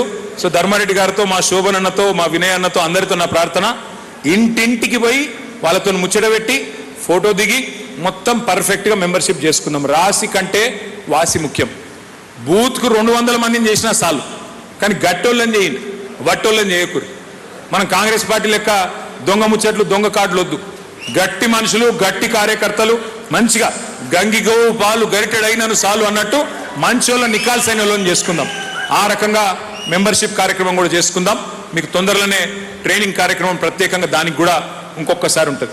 ఇక చివరిగా నేను చెప్పేది ఏంటంటే, ఇంకొక ఇంపార్టెంట్ ముచ్చట నడుస్తుంది. ఇప్పుడు మీరు మొన్న చూసిండ్రు, పశ్చిమ బెంగాల్ రాష్ట్రంలో ఎలక్షన్ అయింది. ఎస్ఐఆర్ అనే కార్యక్రమం జరుగుతున్నది దేశం మొత్తంలో. పశ్చిమ బెంగాల్లో దగ్గర 1 కోటి ఓట్లు తీసేసింది ఓటర్ లిస్టులకు వెళ్ళి. వాళ్ళు ఓడిపోయింది. మమతా బెనర్జీ గారు 42 లక్షల ఓట్లతో ఓడిపోయింది. బీహార్లో అట్లే అయింది. అక్కడ 65 లక్షల ఓట్లు తీసేసారు. వాళ్ళు ఓడిపోయింది. వాళ్ళు కూడా 20-30 లక్షలతో వాళ్ళు ఓడిపోయింది. మరి రేపు తెలంగాణలో కూడా గట్లే చేస్తారేమో వీళ్ళు.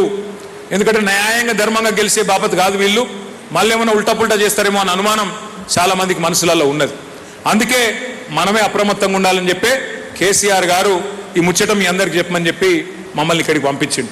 ఈ ఎస్ఐఆర్ అనే కార్యక్రమం గురించి ఒక 4 విషయాలు మీకు నేను చెప్పాలి. ఎస్ఐఆర్ అంటే స్పెషల్ ఇంటెన్సివ్ రివిజన్. ఇంగ్లీష్లో స్పెషల్ ఇంటెన్సివ్ రివిజన్, తెలుగులో చెప్పాలంటే ఓటర్ లిస్టు జల్లెడ పట్టే కార్యక్రమం, ఓటర్ లిస్టును వడపోత చేసే కార్యక్రమం.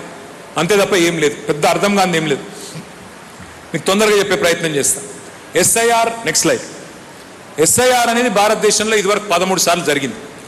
ఇప్పుడు జరిగే ఎస్ఐఆర్ 14వసారి ఈసారి జరుగుతూ ఉన్నది. పోయినసారి ఆఖరిసారి ఎప్పుడు జరిగింది ఎస్ఐఆర్ అంటే, మనకు ఇంకో మైక్ ఉన్నది. పోయినసారి ఆఖరిసారి ఎప్పుడు జరిగిందయ్యా అంటే 2002వ సంవత్సరంలో జరిగింది. అప్పుడెప్పుడో మరి అప్పుడు పరకాల నియోజకవర్గం ఎస్సీ రిజర్వ్ నియోజకవర్గం ఉండే ఆ రోజుల్లో 2002లో అప్పట్లో జరిగింది ఎస్ఐఆర్. మళ్ళీ ఈ మధ్య కాలంలో జరగలేదు, 2002 లాస్ట్. సో ఇప్పుడు ఎస్ఐఆర్ ఎట్లా చేస్తారంటే, మొదలు 2002 ఓటర్ లిస్ట్ ఉంటుంది, తర్వాత latest voter list 2025 voter list, 2 పక్కపక్కన పెట్టుకుంటారు. కానీ ఇప్పుడు అప్పటికిప్పటికి ఫరక్ ఏంటంటే, ఆ రోజు పరకాల నియోజకవర్గం, అప్పటి నియోజకవర్గం వేరు, సాయంపేట ఉండే, పరకాలు ఉండే. ఇప్పుడు పరకాల భూపాలపల్లి అయింది. అప్పటికిప్పటికి ఆ ఫరక్ ఉంటుంది. రెండోది ఏంటి, అప్పుడు ఆంధ్రప్రదేశ్, ఇప్పుడు తెలంగాణ, అది కూడా ఉంటుంది. అయితే ఇక్కడ ఏంటంటే, ఆ రోజు 2002లో ఉదాహరణకు చెప్తున్నాం. ఇక్కడ మా సోదరుడు ధర్మారెడ్డి గారు ఉన్నారు. ధర్మారెడ్డి గారి కుటుంబంలో ఆ రోజు పిల్లలకు ఓట్లు లేవు 2002లో. ఎందుకు? చిన్న పిల్లలకు ఓట్లు లేవు. ఇప్పుడు 2025లో ఓట్లు ఉన్నాయి. సో ఇప్పుడు ఏం చేస్తారు, మొదలు మ్యాపింగ్ చేస్తారు. మ్యాపింగ్ అంటే ఏంది, ధర్మారెడ్డి గారి కుటుంబ సభ్యులను ధర్మారెడ్డి గారి పేరుతో, ఆయన శ్రీమతి పేరుతో మ్యాపింగ్ చేస్తారు, ఫ్యామిలీ మ్యాపింగ్ చేస్తారు. ఆ పిల్లలు 2025 ఎవరైతే పేర్లు వచ్చినాయో వాళ్ళు ఎవరు, ఆయన పిల్లలా, ఆయన ఇంట్లో ఉండే కోడలా, అల్లుడా, ఎవరు, వాళ్ళని మ్యాపింగ్ చేస్తారు. ఈ ప్రక్రియ మొదలు చేస్తారు. దానికి మరి ఒక ఫారం నింపేది ఉంటుంది, దాని పేరు ఎన్యూమరేషన్ ఫారం. ఆ ఎన్యూమరేషన్ ఫామ్ నింపాలి. నింపి మరి అధికారులకు ఇస్తే వాళ్ళు వెంటనే వాళ్ళకు ఖచ్చితంగా మరి ఎస్ఐఆర్ ప్రక్రియ పూర్తి చేస్తారు. నెక్స్ట్, మొత్తం మన రాష్ట్రంలో 36,000 పోలింగ్ బూత్లు ఉన్నాయి. అందులో మీ పరకాలలో 232 పోలింగ్ బూత్లు మీ దగ్గర ఉన్నాయి. ఈ 232 పోలింగ్ బూత్లకు గాను బూత్కి ఒక్కరు చొప్పున మనం కూడా బూత్ లెవెల్ ఏజెంట్లను నియమించుకున్నాం. వాళ్ళు ఇక్కడ ఉన్నారా? ఉంటే ఒక్కసారి శైలావటి 232 మంది ఉన్నారు. మీరు ఏజెంట్లని మీకు ఎరికే. సో మీరు బిఎల్ఓతోని కలిసి పనిచేయాలి. బిఎల్ఓ అంటే ఎవరు? బిఎల్ఓ అంటే booth level officer, anganwadi teacher, లేదా మీ మహిళా సంఘాల్లో ఉండే ఒక నాయకురాలు సోదరి. వారు మీరు కలిసి పనిచేయాలి. ఏం పని చేయాలంటే చెప్తా, అది కూడా చెప్తా. కానీ మొత్తం ప్రక్రియ ఈ నెల, ఈరోజు 22, 3 రోజులలో చాలా అవుతుంది. జూన్ 25 నుంచి చాలా అయ్యి జూలై 24 దాకా జరుగుతుంది. నెల రోజులు జరుగుతుంది. నెల రోజులు జరిగినాక లిస్టు పెడతారు. మీ బూత్లో ఓటర్లు ఎవరెవరు అనే లిస్టు 31 జూలై నాడు పెడతారు. పెట్టినాక మనకు నెల రోజులు టైం ఉంటుంది. ఏమైనా తప్పులు ఉన్నాయా, పొరపాట్లు ఉన్నాయా, వాటి మీద అభ్యంతరాలు ఉన్నాయా చెప్పేందుకు మొత్తం ఆగస్టు నెలంతా మీకు టైం ఉంటుంది. ఆ టైము 1 మంత్ ఉంటుంది. సో మనం అబ్జెక్షన్ ఫైల్ చేస్తాం. చేసినాక 1 మంత్ ఎలక్షన్ కమిషన్ కూడా టైం ఉంటుంది. వాళ్ళు మొత్తం మనం చెప్పింది కరెక్టా కాదా అని చెప్పి సెప్టెంబర్ నెలలో వాళ్ళు అభ్యంతరాలన్నీ పరిష్కారం చేయాలి. ఆఖరికి 1 అక్టోబర్ రోజు ఫైనల్ లిస్టు వాళ్ళు పెడతారు, ఓటర్ లిస్టు. ఇక అదే ఓటర్ లిస్టు రేపు మీకు వరంగల్ కార్పొరేషన్లో మీకు 3 డివిజన్లు ఉన్నాయి, దానికి అదే ఓటర్ లిస్టు. అదే ఓటర్ లిస్టు రేపు ఎంపీటీసీ ఎలక్షన్ వచ్చినా, జెడ్పీటీసీ ఎలక్షన్ వచ్చినా అదే ఓటర్ లిస్టు. రేపు ఎమ్మెల్యే, ఎంపీ ఎలక్షన్ కూడా అదే ఓటర్ లిస్టు. కాబట్టి చాలా చాలా ముఖ్యమైన మాట ఇది, దయచేసి యాద పెట్టుకోవాలని నా ప్రార్థన. నెక్స్ట్, మరి మనం ఏం చేయాలి? బూత్ లెవెల్ ఏజెంట్ ఆయన ఏం చేయాలి? ఇప్పుడు నేను చెప్పేటి అన్నీ మీకు ఇచ్చిన పుస్తకంలో ఉన్నాయి, హ్యాండ్ బుక్లా. మీరు కావాలంటే ఎప్పుడంటప్పుడు చూసుకోవచ్చు. ఏజెంట్ ఏం చేయాలంటే ఒకటే పని, మనం పోయి బూత్ లెవెల్ ఆఫీసర్తోని, బిఎల్ఓతోని ఇంటింటికి పోవాలి. ఒక బూత్లో 1000 ఓట్లు ఉంటాయి యావరేజ్. 1000 ఓట్లు అంటే ఎంత? 300 నుంచి 350 ఇండ్లు ఉంటాయి. మొత్తం నెల రోజులల్లా మీరు 300 నుంచి 350 ఇండ్లు తిరగాలి. అంటే రోజుకి 10 ఇండ్లు, 10-12 ఇండ్లు, అంతకంటే ఎక్కువ ఏం లేదు. రోజుకు 2 గంటలు అనుకోలేదు, అంతకంటే ఎక్కువ టైం పట్టదు. ఇండుకోవాలి, ముచ్చట పెట్టాలి. ఇంకోటి మీరేం చేయాలి? పోయినప్పుడు మంచిగా పనుల పని మంచిగా ముచ్చట పెట్టాలి. ఏమని? అక్క మరి తులం బంగారం వచ్చిందా అని అడగాలి. అక్క తులం బంగారం వచ్చిందా? విద్యా భరోసా కార్డు వచ్చిందా? ఆడపిల్లలకు మరి పెన్షన్లు ఇస్తా అన్నాడు, పెన్షన్ వచ్చిందా అని మెల్లగా మొదలుపెట్టావు అనుకో, ఇక నువ్వు చేసేది ఏం లేదు, వాళ్ళే సంపూర్ణ తప్పుతారు. ఇక మళ్ళీ మొదలు పెట్టినట్టు ఆగనే ఆగదు, కథ గట్లుంటుంది. గోదావరి ఉధృతి లెక్క ఉంటుంది, గోదావరి వరద లెక్క. కాబట్టి మంచిగా ముచ్చట పెట్టాలి, సంబంధం పెంచుకోవాలి, పార్టీతో ఒక అనుబంధం పెంచుకోవాలి. పెంచుకున్నట్టయితే పార్టీ మెంబర్షిప్కి లాభం అవుతుంది. ఓట్లు రాయించేటప్పుడు మావాడు దగ్గరుండి రాయించిండు, మావాడు మంచి పిల్లగాడు అనే ఒక పేరు కూడా వస్తుంది. కాబట్టి ఇంటింటికి పోవాలి, ఏదో మొక్కుబడిగా తిరగద్దు. పోయినప్పుడు ముచ్చట పెట్టాలి, మంచి కూర్చోవాలి, బుదరకియాలి. ఏమైనా చిన్న చిన్న సమస్యలు ఉంటే ధర్మారెడ్డికి చెప్తా అని చెప్పాలి. చూస్తా, ఈ ప్రభుత్వం లండు ప్రభుత్వం ఉన్నది కానీ మన ప్రభుత్వం వచ్చినాక చేస్తా అని మాట ఇవ్వాలి. ఎంపీటీసీ కొట్లాడాలనుకుంటే వాళ్ళు ముఖ్యంగా ఇల్లు తిరగాలి. ఎవరికైతే షోక్ ఉన్నదో ఎంపీటీసీ కొట్లాడేది గట్టిగా తిరుగుండ్రి. జెడ్పీటీసీ కొట్లాడేటోళ్ళు తిరుగుండ్రి. అట్లాగే కార్పొరేటర్ కావాలనుకుంటే వాళ్ళు తిరుగురి. మనం ఎవరికి మాట ఇవ్వాలి, ఇగో ఫలానా టికెట్ మాట ఇవ్వలే. ఎవరు గెలిస్తే, ఎవరు ప్రజల దగ్గరికి ఎక్కువ పోతే వాళ్ళకే టికెట్లు ఇద్దాం, వాళ్ళనే గెలిపించుకుందాం, వాళ్ళనే పెద్దోళ్ళని చేసుకుందాం. ధైర్యంగా తిరగండి. ప్రజల చుట్టూ తిరిగేటోళ్ళకి టికెట్లు, ధర్మారెడ్డి చుట్టూ తిరిగేటోళ్ళకి కాదు. విన్నారా? ప్రజల చుట్టూ తిరిగేటోళ్ళకి టికెట్లు, ధర్మాన చుట్టూ తిరిగేటోళ్ళకి కాదు. అట్లయితేనే గెలుస్తాం, లేకపోతే పీక్తాం, అందరం పీక్తాం. కాబట్టి జాగ్రత్తగా ఉందాం. ధర్మాన నువ్వు కూడా, నీకు కూడా అదే రూల్. తర్వాత మీరు ఆ ఫారంలన్నీ నింపినారా లేదా చూసుకోవాలి. ఎవరియన్నా ఇలా 4 పనులు. కొత్త ఓట్లు 18 ఏళ్ళు నిండితే కొత్త ఓట్లు రాపియాలి. ఎవరైనా చచ్చిపోతే వాళ్ళ ఓట్లు తీసేపియాలి. ఎవరైనా మీ ఇంటి పిల్ల వేరే కాడికి లగ్గం చేసుకొని పోయిందనుకో, మీ ఇంట్లో తీసేయాలి, అక్కడ రాపియాలి. మీ ఇంటికి కోడలి పిల్ల వచ్చిందనుకో, అక్కడ తీసేపించి ఇక్కడ రాపియాలి. గంతే 4 ముచ్చట్లు, ఇంకేం లేదు ఇలా. నెక్స్ట్, ఇక మీకు కదా ఇప్పుడు నేను చెప్పిందే కదా. నెక్స్ట్, కొత్త ఓటు రాపియాలంటే ఈ 13 రకాల గుర్తింపు కార్డులలో ఏదున్నా కూడా రాపియచ్చు. బర్త్ సర్టిఫికెట్ కానీ, కుల సర్టిఫికెట్ కానీ, లేకపోతే పాస్పోర్ట్ కానీ, లేదా ఏదన్నా పెన్షన్ కార్డు కానీ ఏదైనా ఉంటే అసొంటిది కానీ, ఇట్లా మొత్తం 13 రకాలు ఉన్నాయి.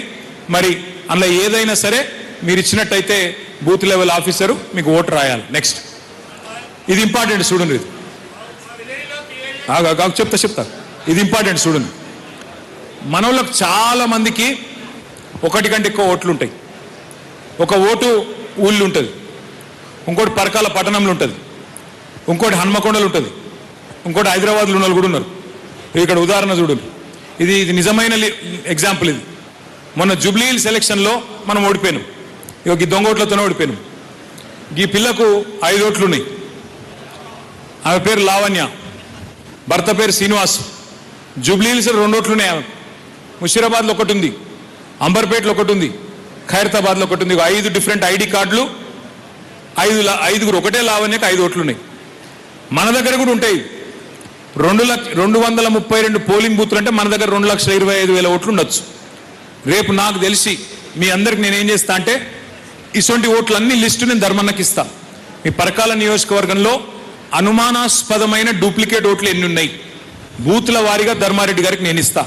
ధర్మన్న మళ్ళీ మీకు బూత్ల వారీగా ఇస్తాడు. మీరేం చేయాలి? నెక్స్ట్ మీకు 2 రకాల పుస్తకాలు ఇచ్చినాం. ఒకటి హ్యాండ్ బుక్, నెక్స్ట్ ఇది హ్యాండ్ బుక్ మీ చేతిలో ఉంది. నెక్స్ట్ వర్క్ బుక్ అనేది ఇంకోటి ఉంది. ఈ వర్క్ బుక్ అంటే మీకు మీ బూత్లో ఉండే ఓటర్ లిస్ట్ ఇస్తాం, 1000 మంది. వాటిని పట్టుకోవాలి.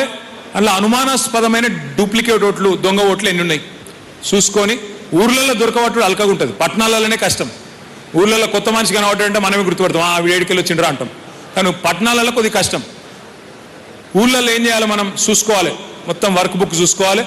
మొత్తము మరి అది లింక్ అయిందా లేదా, లింక్ అయిందా అంటే ఆ మనిషి ఆ కుటుంబం మనిషి అని చెప్పి ఆ ఫామ్ నింపినరా లేదా చూసుకోవాలి. మొత్తం ఆ వర్క్ బుక్ అన్ని రోజుకు 10 ఇండ్లు తిరిగినప్పుడు టిక్కు పెట్టుకుంటా మొత్తం వర్క్ బుక్ అంతా ఓడగొట్టాలి. నెల రోజులల్లో మనకిచ్చిన బాధ్యత పర్ఫెక్ట్గా చేసుకోవాలి. అర్థమైంది కదా? అర్థం కాని ముచ్చటేం లేదు కదా. అంతే. లాస్ట్ లైఫ్ ఒక్కటే గుర్తుపెట్టుకోండి. మీ అందరికీ మనసులో ఉన్నది కేసీఆర్ రావాలే, మళ్ళా మా పార్టీ గెలవాలి, మళ్ళా మా తల ఎగిరేసుకొని మేము మా ఊళ్ళో తిరగాలి. అందరికి ఉందా?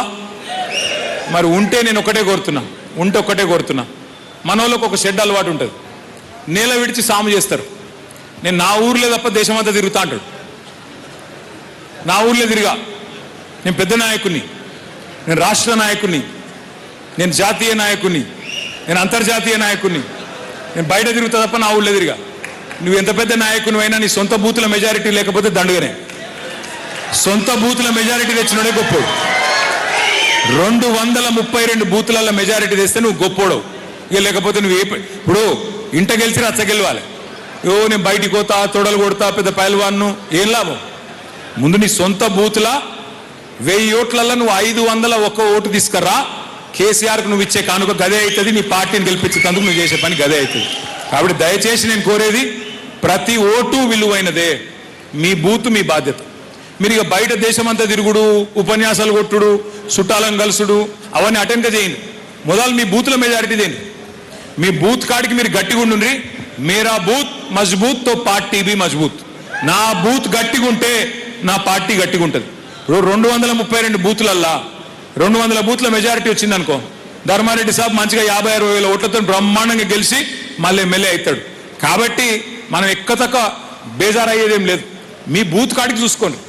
మెంబర్షిప్ మంచిగా చేయండి, SIR మంచిగా చేయండి, మంచిగా కూర్చున్న కాడ ముచ్చట పెట్టుండ్రి.